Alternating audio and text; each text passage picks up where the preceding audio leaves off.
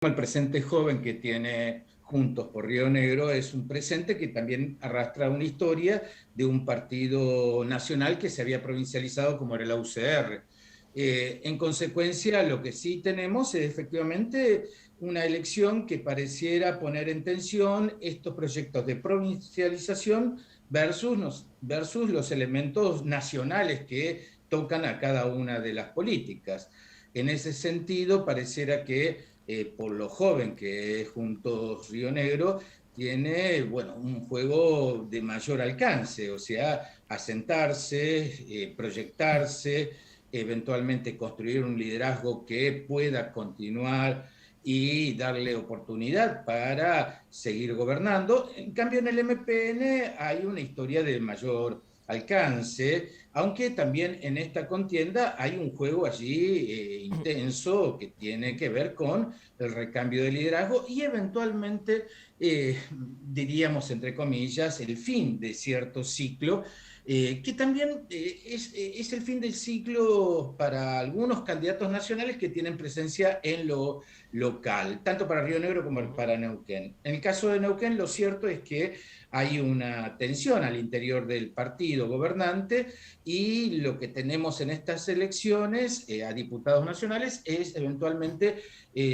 digamos, la proyección de un candidato que tiene aspiraciones a ser gobernador. De hecho, ya lo intentó hace 2 años y ahora, bueno, tiene una nueva oportunidad porque tiene un escalón mayor y es un político de elecciones. El Claro. caso de Rolando Figueroa, no hay duda que es un político de la democracia electoral, como de la misma manera que los otros políticos que están compitiendo en esta contienda.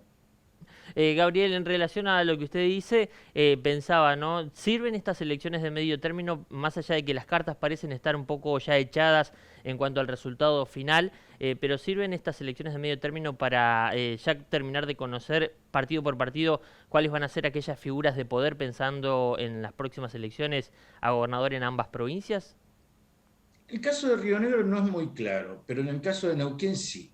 Al menos respecto a dos candidatos que podrían tener cierta aspiración y posiblemente un tercero. Y estoy Ujú. pensando sobre todo en el espacio, primero del partido gobernante, el caso de Rolando Figueroa, y en los otros candidatos que se presentan, ya sea por, digamos, Juntos por el Cambio y eventualmente ese empresario de medios que es Carlos Eguía.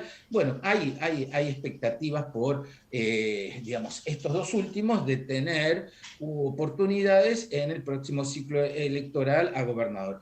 Obviamente, como ya lo hemos referido, Rolando Figueroa es el aspirante con mayores expectativas respecto al ciclo electoral que se abre dentro de 2 años. Y en el caso del MPN, como siempre, se anticipa en dos términos. Y eventualmente Río Negro seguramente va a pasar lo mismo si repite lo ocurrido en el ciclo electoral del 2019, que fueron las dos provincias que anticiparon sus elecciones a gobernador y a legislaturas provinciales respecto al ciclo nacional.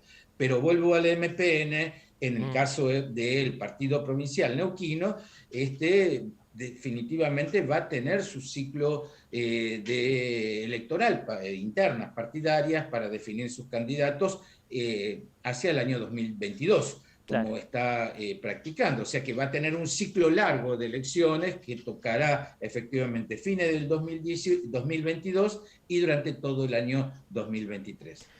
Por último, le consulto, Gabriel, teniendo en cuenta, bueno, su experiencia, profesor de historia, la propia historia de nuestro país nos demuestra que hemos tenido altibajos permanentes, incluso de regreso a la democracia, en lo económico, en lo social.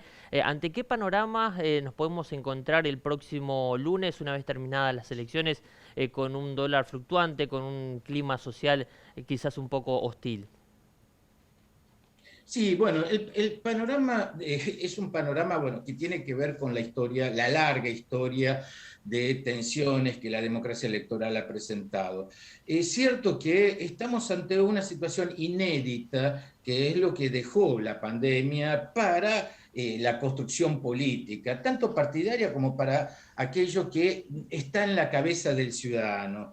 Nosotros no sabemos qué va a ocurrir el lunes, pero entendemos que de acuerdo al panorama de la región y de acuerdo a lo que sucede en cada uno de los distritos electorales, no pareciera haber o exponerse grandes convulsiones. Es cierto que noviembre nos acerca mucho a diciembre y este año se cumplen los 20, las 2 décadas de aquel ciclo convulsionado de fines del 2001.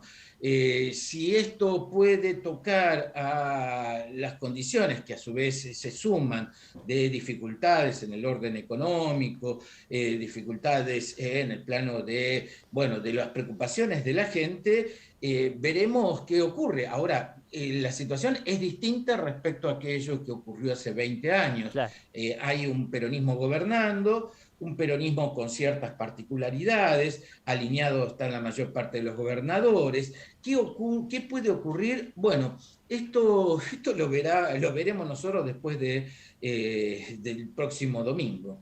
Por otro lado, sí, también, y me olvidé de señalar un aspecto que no es menor, este ciclo electoral, casi 40 años de aquel que se inició en 1983, al menos para ambas provincias, inicia un ciclo de jubilaciones para muchos dirigentes políticos que nacieron en la democracia electoral de aquel tiempo. Estoy pensando al menos en 2 de ellos, uno que fue gobernador de la provincia de Neuquén, hablando de Jorge Sovich, otro que fue, digamos, ocupó distintas posiciones, que es el caso de Pichetto, respecto a que ambos inclusive saltaron de la política nacional, de la política provincial, o tuvieron pretensiones a la escala nacional. Esto también dejará el ciclo que se cierra el próximo domingo.